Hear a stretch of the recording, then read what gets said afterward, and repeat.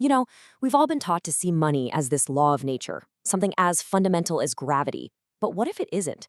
What if it's just a piece of outdated technology that we invented, and maybe, just maybe, one we're ready to move beyond? Well, today we're going to explore a pretty radical blueprint for what could come next. So, to really get into this, let's kick things off with a thought experiment right from the source material. It's just a single question, but it's one that kind of unravels everything we think we know about how our world works. I mean, really imagine that. You wake up and your bank account is just irrelevant. The numbers in it mean nothing.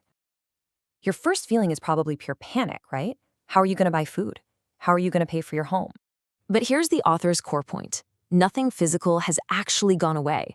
The knowledge, the resources, the skills, it's all still there. So what really broke? It wasn't reality that failed. It was the system we used to manage it. The author argues that we've made this one fundamental mistake. See, money is just an interface. It's a tool. But we've started confusing that tool for the real thing. We've forgotten that you don't eat money, and money doesn't build houses. People and resources do. Okay, so if money is just outdated tech, what's the upgrade? What's next?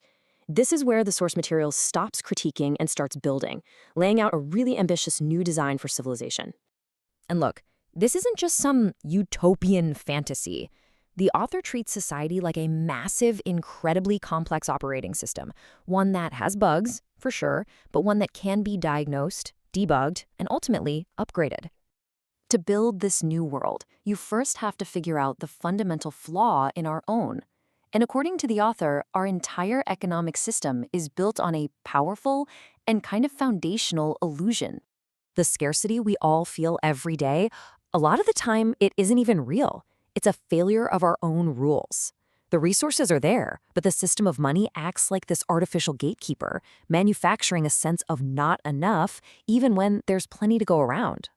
The author points to all these paradoxes as, well, glitches in our societal operating system.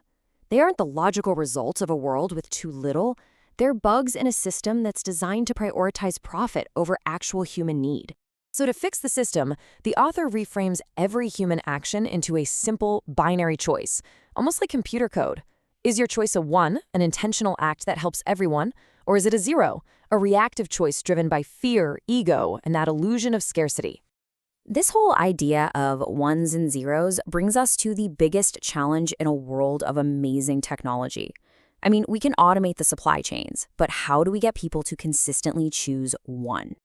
You can have the most perfect hardware, automated farms, flawless logistics, but if the human software, if we don't trust each other, the whole system just grinds to a halt. It completely breaks down. As the author puts it, a village starves not from the field, but from the trust it will not yield.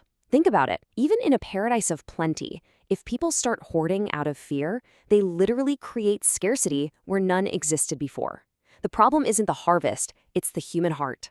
So to solve this, the author argues we need what he calls a moral engine. This is the internal and societal system that has to be built to power our better natures, the force that consistently nudges us to choose 1 over 0, especially when we're afraid.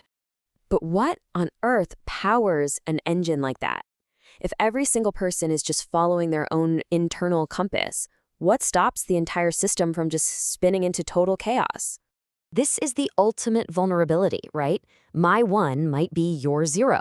If good is totally subjective, the system has no stable anchor. It's wide open to being hacked by the very things it's supposed to control, our own pride and our own biases. For the system to be stable, the rules of this moral engine can't be written by the humans who are living inside of it.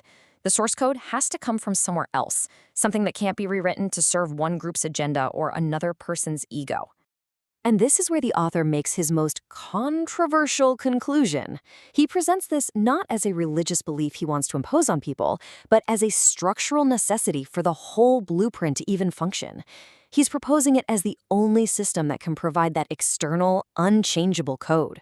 So, according to the author, this framework provides 2 things that a purely secular, human-made system just can't. First, a fixed moral anchor that exists outside of human ego. And second, a genuine answer to our deepest, most primal fear of not having enough, an assurance that, let's be honest, no algorithm or government program can ever really provide. And this really reveals the blueprint's biggest challenge. It isn't about logistics or technology, it's spiritual.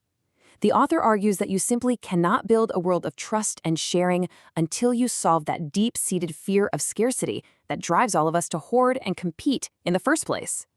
So all of this, the technology, the systems, the philosophy, it all leaves us with one final, very provocative question that puts the responsibility right back in our hands.